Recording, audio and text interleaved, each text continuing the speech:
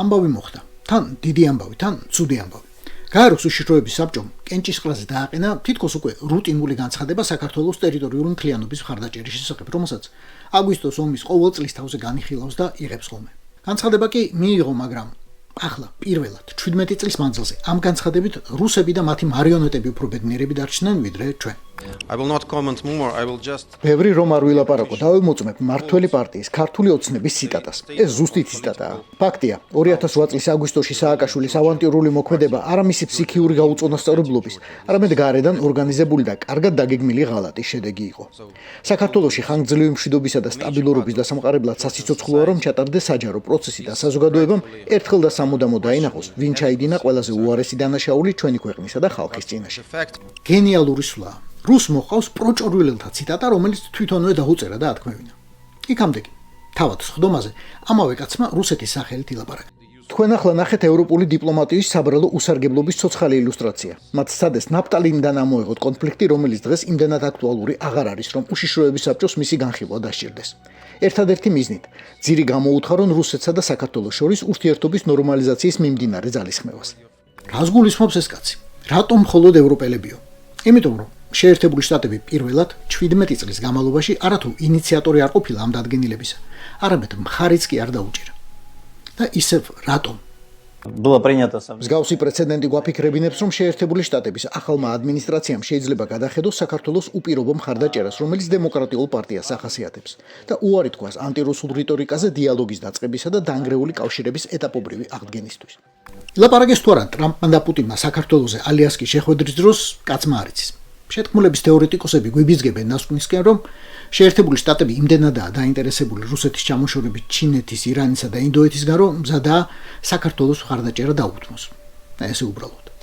შეიძლება კი, შეიძლება არა. მაგრამ შეთქმულების თეორიის გარეშე მყარი და წყალგაუვალი ფაქტები რა გვაქვს? გვაქვს მოღალატეთა ხროვა, რომელიც ჩემი და თქვენი სახელმწიფო სახელით უმტკიცებს მსოფლიოს. საქართველომ დაიწყო ომი და ამას სულ მალე წიგნად შევკრავო.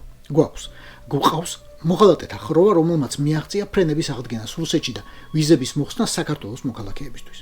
გვყავს მოღალატეთა ხროვა, რომელიც ქორწილებს უმართავს ლავროვის ოჯახის წევრებს და აქტივისტებს აპატიმრებს, მერე როგორ თუ ამათი ბედნიერების წინააღმდეგები ხართო.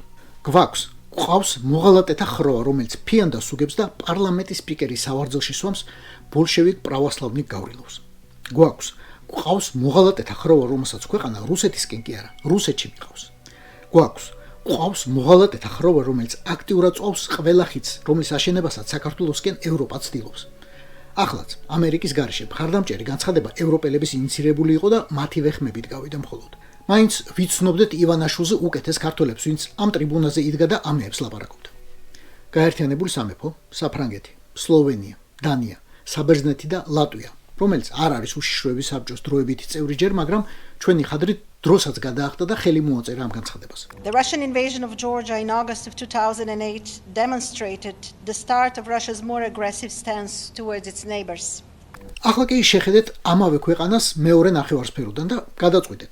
ამ ქვეყნისთვის ბრძოლა თუ ღირს. ამისთვის რუსის კიდევ უფრო გადაკიდება თუ ღირს. არ უნდა თვითონ და მოსალოცე ამბავია ბატონობორის. თქვენ ისევ დიდოსტატურად გათვალეთ და გამოიცანეთ, ვინ შეიძლებოდა ყოფილიყო საუკეთესო ელჩი ამერიკაში. ქალბატონი თამარ ტალიაშვილი, რომლის ერთადერთი მიღწევა ევროსაბჭოს და ზოგადად დიპლომატიაში ელჩობისას ამ საპარლამენტო ასამბლეიდან საქართველოს გამოპანღურება იყო, ჩავიდა ამერიკაში და ეგრევე დაატყო თავისი პროფესიული ხელი. დაიწყო უბრალოდ გააგრძელა ურთიერთობების ჩეხვა, ყველანაირი. და რაში არაა მართალი რუსეთის წარმომადგენელი. რას ამბობს ისეს, რასაც არ იმეორებს ივანაშვილი, პაპუაშვილი, ყობახიძე, წულუკიანი, კალაძე, აგერ დავით რაზმაძე გურიდან, სასა შათირიშვილი დიოგენეს კასრიდან თუ იმედიდან. რომელი ერთი ჩამოვთვალოთ. რუსეთ-საქართველოს სავაჭრო ბრუნვა არის 2.5 მილიარდი დოლარი და შაშან 1.5 მილიონმა რუსმა ტურისტმა მოინახულა საქართველო. ეს მოწმობს ჩვენი ორი ერის სურვილზე აღადგინონ კავშირები და ნორმალიზდეს ურთიერთობა. საქართველოს ხელმძღვანელობა საკმარისი სიბრძნე აღმოაჩნდა, რომ ბოროტის სცენარი უარეყო.